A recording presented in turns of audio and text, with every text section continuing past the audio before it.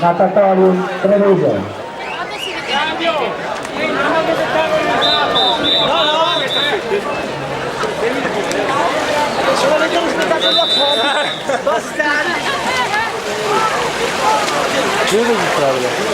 Vabbè, andate che non si pagava abbastanza.